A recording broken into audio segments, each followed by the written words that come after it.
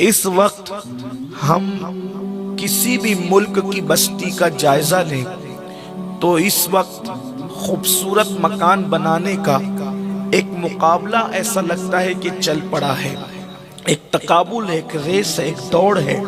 میرا گھر خوبصورت ہونا چاہیے، میرا مکان خوبصورت ہونا چاہیے، اور یقیناً مکان خوبصورت رہنا بھی چاہیے، اس لیے کہ ہم وہ لوگ نہیں ہیں کہ ہم آپ کو یہ کہیں کہ اللہ نے نوازا ہے اس کے بعد بھی ٹٹر کی جھوپڑی میں اپنے دن گزاریں۔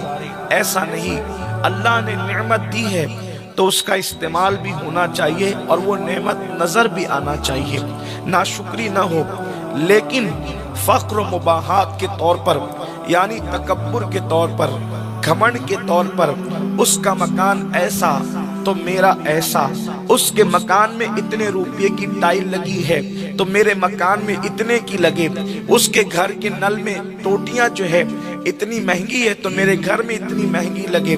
غرض کہ انسان پوری طاقت صرف کر رہا ہے اچھے مکان بنانے میں، اچھے فرنیچر بنانے میں، اچھی کرسیاں رکھنے میں، اچھے گدے رکھنے میں۔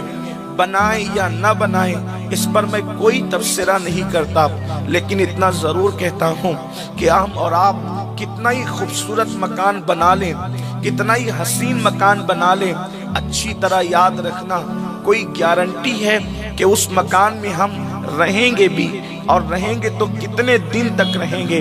آپ مجھے بتائیں، خوبصورت سے خوبصورت مکان بنانے والے مکان ابھی تیار بھی نہیں ہوا اور ان کا انتقال ہو جاتا ہے، یا مکان تیار ہوا ابھی اس کا افتتاح ہی ہوا تھا، ابھی اس کا انوگریشن ہی ہوا تھا کہ کسی بنانے والے کا، محنت کرنے والے کا انتقال ہو جاتا ہے۔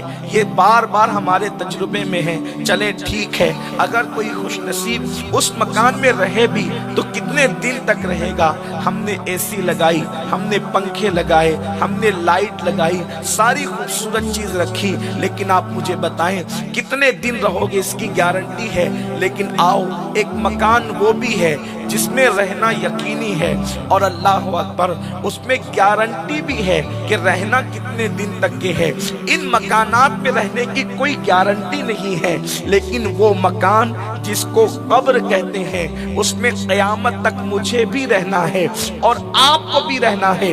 جس مکان کے اندر رہنا کتنے دن ہے اس کی کوئی گنجائش اور گارنٹی نہیں ہے، اس مکان کے لیے کتنا اہتمام کیا، لیکن جس مکان کے اندر قیامت تک سونا ہے، جس مکان میں قیامت تک رہنا ہے، اس مکان کو خوبصورت بنانے کے لیے، اس کی تزئین کاری کے لیے، اس میں ٹھنڈک کے لیے، اس میں ہواؤں کے لیے، اس میں فضاؤں کے لیے، اس میں نرم بستروں کے لیے ہم نے کیا انتظام کیا ہے؟ میرے پیارے آقا صلی اللہ علیہ وسلم کے پیارے دیوانوں، مکانات کے گدے قیمتی پیسے خرچ کر کے خریدے جا سکتے ہیں، مگر قبر کے گدے قیمتی پیسے خرچ کر کے دنیا کے اندر خریدے نہیں جا سکتے، بلکہ اس کی ایک کنڈیشن ہے، اللہ اکبر، اللہ کو راضی کرنا ہوگا، گناہوں سے بچنا ہوگا۔ قبر میں بھی کرتے ہیں، قبر میں بھی کرتے ہیں۔ کس نے کہہ دیا کہ قبر میں صرف مٹی ہی مٹی ہے؟ بلکہ اللہ جس سے راضی ہو جاتا ہے، اللہ کو جو منا لیتے ہیں، ان کے لیے دنیا کے نہیں بلکہ جنت کا بستر لگایا جاتا ہے اور اتنی خوبصورت نیند سلایا جاتا ہے، فرشتے آ کر کہتے ہیں نم کا نومت العروس، ایسے سو جا جیسے پہلی رات کی دلہن سوتی ہے۔ قبر کی نیند کوئی آسان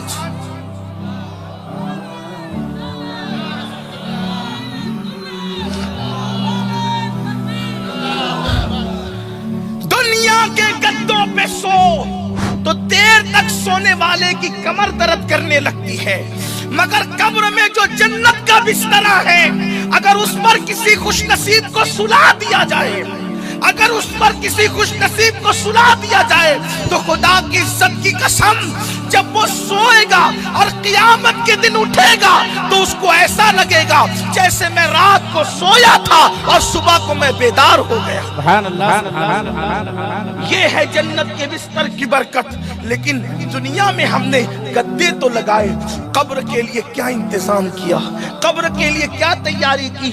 मेरे प्यारे आका अलैहिस्सलाम के प्यारे दीवानों, जब हम कब्रस्तान जाते हैं तो कभी कब्रस्तान में हमारी नजर पड़ती है, ऐसा लगता है कितना सुकून है, कितना सन्नाटा है, कितने इत्मीनान से सब सो रहे हैं। लेकिन याद रखें, अपने पास वो निगाह नहीं, अपने पास वो नजर नहीं, अपने पास वो आंखें नहीं कि अल्लाह अल्लाह ऊपर की मिट्टी तो पुरसुकून नजर आती है, लेकिन अंदर ये भी है उसी 2 गज जमीन में किसी की कब्र इतनी बड़ी कर दी गई है कि मशरिक से लेकर मगरिब तक का फासला हो गया है, ताहद्दे निगाह कब्र कुशादा हो गई है। कभी किसी की कब्र ऐसी भी होती है कि वो जन्नत के बागों में से बाग बन गई है, लेकिन अल्लाह अकबर उसी पुरसुकून कब्रें जो ऊपर से पुरसुकून नजर आती है, उन्हीं कब्रों के अंदर किसी की कब्र जन्नत के बागों में से बाग बनी है, और किसी की कब्र जो है जहन्नम के गढ़ों में से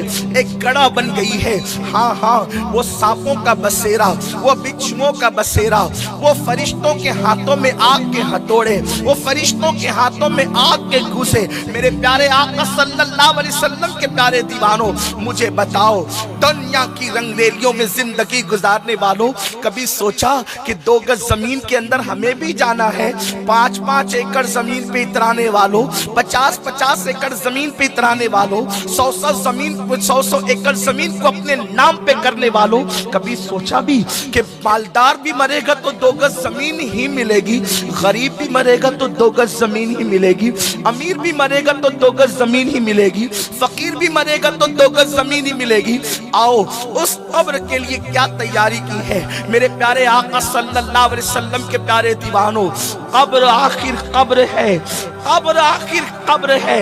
हजरत सैयदना अमीरुल मोमिनीन उस्मान ज़ुन्नूरैन रज़ियल्लाहु तबारक व तआला अन्हु जब भी किसी कब्र पर जाते तो वहां पे खड़े होकर इतना रोते कि ऐसा लगता कि रोते रोते आपकी जान निकल जाएगी।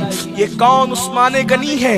ये वो उस्मान गनी जिसे 2 मरतबा रसूलुल्लाह का दामाद बनने का शरफ हासिल हुआ है। ये कौन उस्मान गनी है जिसने अपनी जिंदगी में 2 मरतबा जन्नत को खरीदा है? और अल्लाह के रसूल ने इन उस्मान गनी के लिए कहा जंगे तबूक के मौके पर कि आज के बाद उस्मान कुछ भी करे, ये कुछ भी करे में नबी का इख्तियार देखे। अल्लाह के हबीब सल्लल्लाहु अलैहि वसल्लम फरमाते कुछ भी करे, जो जी में आए करे। सरकार फरमाते ये जन्नत ही में जाएगा, कुछ भी करे जन्नत ही में जाएगा।